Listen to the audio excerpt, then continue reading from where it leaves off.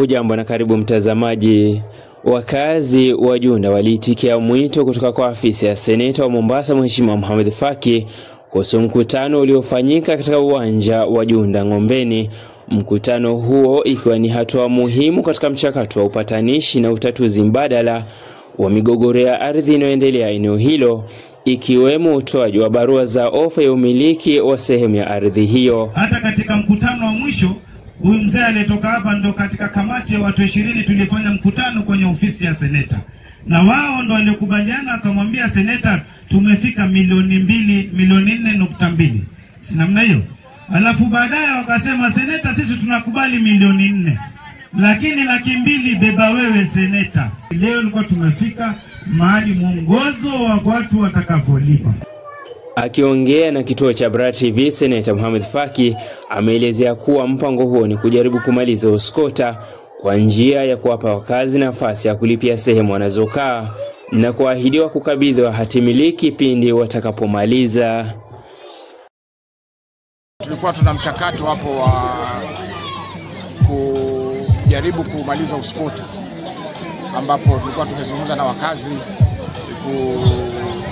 kununua zile ploti ambazo nyumba zao ziko, kwa sababu kulikuwa na amri za koti ambazo zilisema kwamba watoe vacant possession.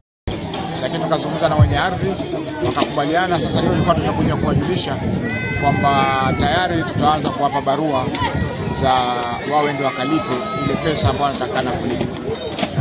Kwa hivyo leo tulikuwa tunakuja kuwajulisha hivyo, na pia tukawapa fursa kueleza changamoto zao ambazo wako nazo kuhusiana na swala hili. Pia ni kwamba kwanza wengi wao hawana uwezo wa kulipa pamoja.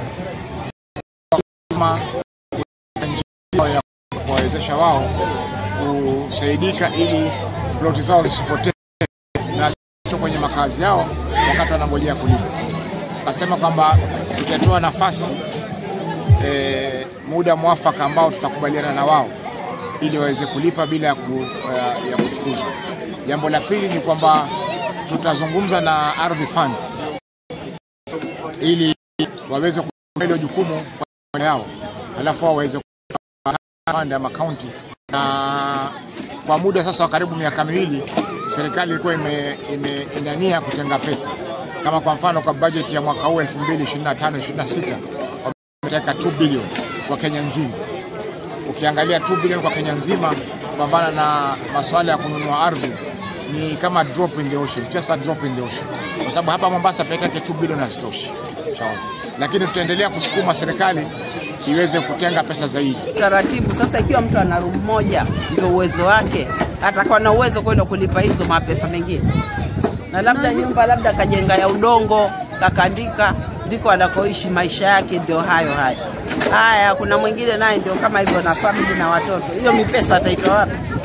Ukiangalia hapo kweli hawasawa hivi. Mimi ni Abdalla Brari na hii ni Abrar TV.